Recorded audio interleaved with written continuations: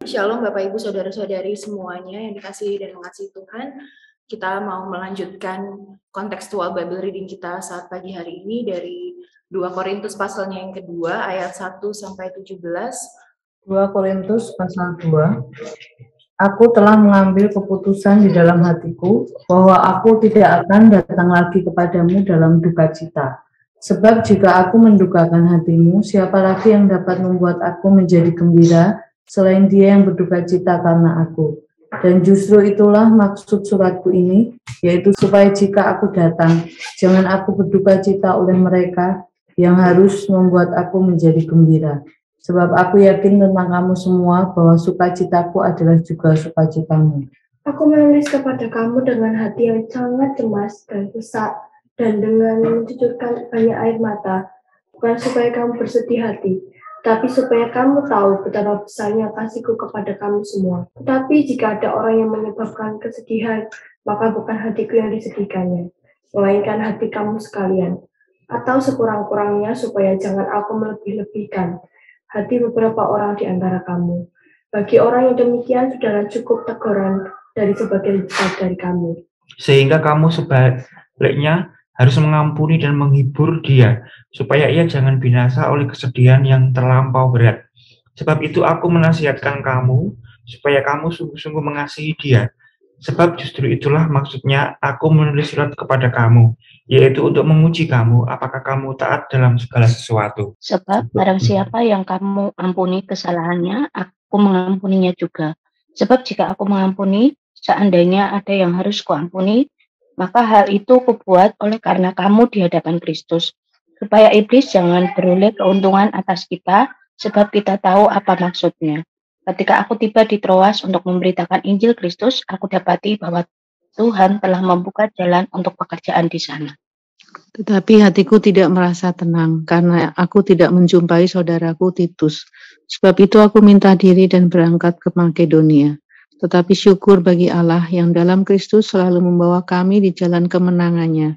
Dengan perantaraan kami, ia menyebarkan keharuman pengenalan akan dia di mana-mana. Sebab bagi Allah kami adalah bau yang harum dari Kristus di tengah-tengah mereka yang diselamatkan dan di antara mereka yang binasa. Bagi yang terakhir, kami adalah bau kematian yang mematikan, dan bagi yang pertama, bau kehidupan yang menghidupkan. Tetapi siapakah yang sanggup menggunakan tugas yang demikian? Sebab kami tidak sama dengan banyak orang lain yang mencari keuntungan dari firman Allah. Sebaliknya dalam Kristus kami berbicara sebagaimana mestinya dengan maksud-maksud murni atas perintah Allah dan di hadapannya. Ya, terima kasih Bapak Ibu Saudara-saudari semuanya. Dari 2 Korintus pasalnya yang kedua ayat 1 sampai 17, dari ayatnya yang pertama sampai yang keempat. Di sini maksud Paulus menunda kunjungannya adalah supaya jemaat di Korintus ini mendapatkan kesempatan untuk memperbaiki masalah-masalah yang terjadi di internalnya. Dan dikatakan, aku tidak akan datang lagi kepadamu dalam sukacita, sebab jika aku mendukakan hatimu, siapa lagi yang dapat membuat aku menjadi gembira selain dia yang berduka cita karena aku. Nah, Paulus sebelumnya menuliskan satu surat yang keras, penuh kecemasan dan air mata. Ya, tujuannya bukan untuk mendukakan mereka, tetapi untuk memperbaiki kesalahan yang terjadi di antara mereka supaya kunjungannya mendatangkan sukacita. Dan maksud dari surat Paulus di sini supaya kehadirannya menjadi sukacita dan kunjungannya mendatangkan sukacita. Namun jika masih ada jemaat di sana yang menimbulkan duka cita, maka Paulus dan jemaat di Korintus akan sama-sama mengalaminya. Dan di ayatnya yang ketiga sampai yang keempat, dan di sini dikatakan bahwa dengan dengan surat yang dituliskan oleh Rasul Paulus yang keras, yang penuh kecemasan dan air mata, bukan untuk mendukakan mereka, tetapi untuk memperbaiki kesalahan yang terjadi di antara mereka supaya kehadiran dari Rasul Paulus di tengah-tengah jemaat boleh mendatangkan sukacita. Namun jika masih ada jemaat di sana yang menimbulkan duka cita, maka Paulus dan jemaat di Korintus akan sama-sama mengalaminya. Dan terhadap jemaat demikian, Rasul Paulus menasehati mereka untuk mempraktekkan kasih dan pengampunan seperti Tuhan. Di ayat yang kelima sampai yang ke-11 kita melihat bagaimana nasihat Rasul Paulus terhadap orang yang bersalah.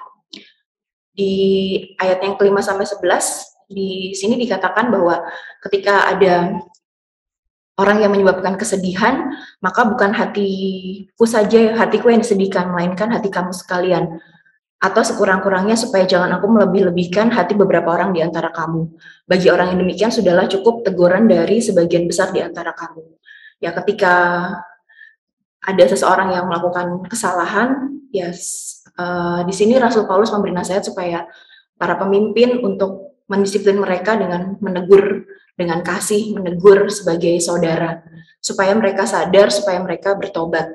Dan langkah selanjutnya, bila dia sudah bertobat dan dia sudah mengakui kesalahannya, mereka harus mengampuni dan menghibur orang itu supaya orang itu merasa diterima kembali, orang itu tidak merasa dikucilkan dalam komunitas orang percaya, dan orang itu tidak terus dikuasai oleh perasaan bersalahnya. Di ayat yang ke-7 sampai ayat yang ke-8, kamu sebaliknya harus mengampuni dan menghibur dia, supaya ia jangan binasa oleh kesedihan yang terlampau berat. Sebab itu aku menasihatkan kamu supaya kamu sungguh-sungguh mengasihi dia. Jadi setelah dia bertobat, jemaat mereka harus mengampuni dan menghibur orang itu supaya ia merasa diterima kembali dalam komunitas orang percaya dan tidak dikuasai oleh perasaan bersalahnya. Dan firman Tuhan mengajarkan bahwa seorang yang bersalah, yang melakukan kesalahan harus ditegur, dan supaya orang tersebut menyadari dan tidak mengulanginya lagi. Dan firman Tuhan juga mengatakan bahwa teguran ini didasari oleh kasih, tidak dilakukan secara berlebihan, baik dalam hal cara menyampaikan, dalam hal kerasnya dalam menyampaikan, maupun juga di dalam, dan tidak dilakukan secara berlebihan gitu ya, baik dalam hal kerasnya menyampaikan maupun lamanya hukuman. Nah, seorang tersebut harus segera diampuni dan dihibur. Dan dalam bahasa aslinya kata dihibur sendiri mengandung kata memberikan semangat, menguatkan dan menasehati. Jadi di ayat yang ke-5 sampai 11, jadi orang itu tidak merasa sampai dibuang, tidak lagi dikasihi, tetapi orang itu bisa memperbaiki kesalahannya, bangkit dan berubah seperti itu. Di ayatnya yang ke-12 sampai ayatnya yang ke-13, kita melihat di sini tentang bagaimana ketika Rasul Paulus tiba di Troas untuk memberitakan Injil, aku mendapati bahwa Tuhan telah membuka jalan untuk pekerjaan di sana, tetapi hatiku tidak merasa tenang karena aku tidak menjumpai saudaraku Titus. Sebab itu aku minta diri dan berangkat ke Makedonia. Di ayatnya yang ke-12 sampai ayatnya yang ke-13, di sini Tuhan membuka pintu penginjilan di Troas, tetapi Paulus merasa tidak tenang karena belum menjumpai Titus dan dia minta diri untuk bisa pergi ke Makedonia. Dan di ayat yang ke-14 sampai di ayatnya yang ke-17 kita melihat tentang ucapan syukur yang dinyatakan oleh Rasul Paulus bahwa Tuhanlah yang membawa Paulus dan Timotius ke dalam jalan kemenangan. Dan dengan perantaraan kami, dengan perantaraan Paulus dan Timotius, ia menyebarkan keharuman akan pengenalan dia di mana-mana. Jadi lewat kehadiran, lewat pelayanan dari Paulus dan Timotius, di sini pemberitaan Injil terus dilakukan, pemberitaan Injil terus diberitakan karena kehadiran mereka yang membawa orang percaya membawa orang semakin percaya kepada Tuhan Yesus Kristus. Dan sebab bagi Allah kami adalah bau yang harum dari Kristus di tengah-tengah mereka yang diselamatkan dan di antara mereka yang binasa. Jadi kehadiran dari mereka di sini adalah mendatangkan sukacita karena mereka memberitakan tentang keselamatan, mereka memberitakan tentang kabar sukacita, dan mereka yang menyadari kehadiran Paulus merasa bahwa kehadiran Paulus di sini adalah mendatangkan sukacita, menjadikan berkat bagi setiap mereka. Tetapi bagi mereka yang tidak menyukai tentang berita Injil, tentu kehadiran mereka menjadi sesuatu yang tidak disenangi seperti itu. Dan keberanian di ayatnya yang ke-16 sampai yang ke-17, di ayatnya yang ke-17, sebab kami tidak sama dengan orang lain yang mencari keuntungan dari firman Allah. Sebaliknya dalam Kristus kami berbicara sebagaimana mestinya dengan maksud murni atas perintah Allah dan di hadapannya. Di sini Rasul Paulus dan menyatakan bahwa dalam memberitakan firman Allah tidak mencari keuntungan dari pemberitaan firman Allah, tetapi memberitakan firman Allah itu dengan maksud yang murni, dengan maksud yang tulus ikhlas di hadapan Tuhan, dan senantiasa bergantung kepada Tuhan, sehingga berita Injil dapat terus diberitakan dan berita Injil dapat terus disampaikan. Dan keberanian di sini karena ada Tuhan yang terus boleh menguatkan, Tuhan yang terus boleh memberkati. Amanat teks dari perikop ini adalah yang pertama, kasih dan pengampunan senantiasa ada di dalam kehidupan jemaat Tuhan. Ya, seorang yang melakukan kesalahan diampuni, mereka dihibur, mereka diterima kembali, dan mereka bisa bangkit dari keterpurukannya. Dan yang kedua, ada penyertaan Tuhan dalam pelayanan penginjilan, di mana Tuhan membuka pintu-pintu penginjilan di tempat di mana daerah itu belum ada, dan bagiannya untuk terus berdoa supaya Tuhan membuka pintu soteria, pintu penginjilan, sehingga banyak orang yang mendengar, banyak orang yang diinsafkan, banyak orang yang percaya kepada Kristus, dan mewartakan tentang Kristus di tengah-tengah dunia, sekalipun ada tantangan, sekalipun ada hal-hal yang sulit yang dihadapi, tetapi meyakini bahwa ada penyertaan Tuhan dan tetap mengerjakan misi Allah. Dan aplikasi bagi setiap kita adalah ketika ada yang melakukan bagi saya dan bagi saudara, ketika ada mari kita mau mempraktikkan kasih dan pengampunan. Kita menegur dengan kasih yang lemah lembut, kita mengampuni mereka yang bersalah, kita menghibur supaya mereka dipulihkan. Dan yang kedua adalah kita menyebarkan keharuman Kristus lewat dua cara, yaitu lewat perkataan kita mewartakan tentang Kristus, bahwa dia adalah pribadi yang menyelamatkan kita, pribadi yang begitu mengasihi kita, pribadi yang berkuasa, pribadi yang menyelamatkan kita. Dan yang kedua adalah lewat perbuatan kita sehari-hari yang mencerminkan kita sebagai pribadi yang telah diubahkan oleh Kristus, sehingga orang lain terberkati dengan kehadiran kita, dan kehadiran kita membawa keharuman bagi orang-orang di sekitar kita. Amin. Kita sambut lagu Ku Bersyukur Bapa. Kita akan bersama-sama menyanyikan lagu ini.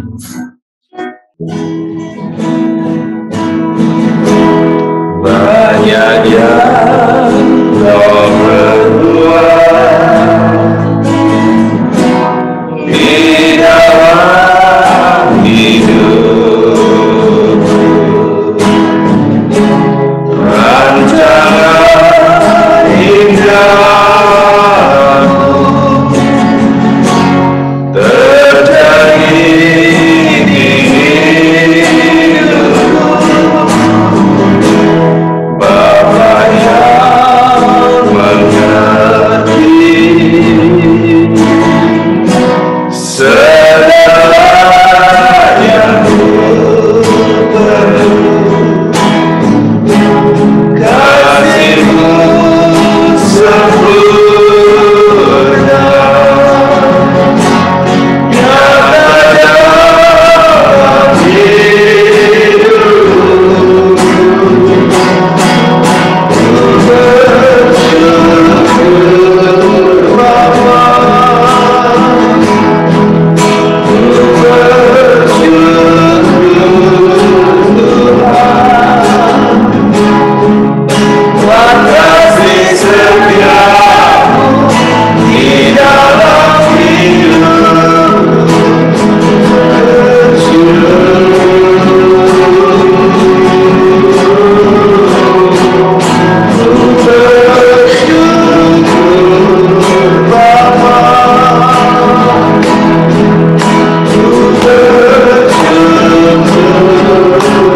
Tuhan,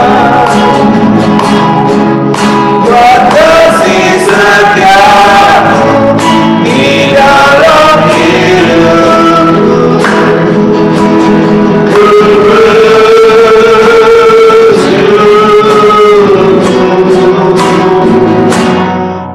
Tuhan. Banyak yang Tuhan sudah berbuat untuk kita masing-masing. Banyak yang Kau berbuat di dalam hidup, rancangan indahmu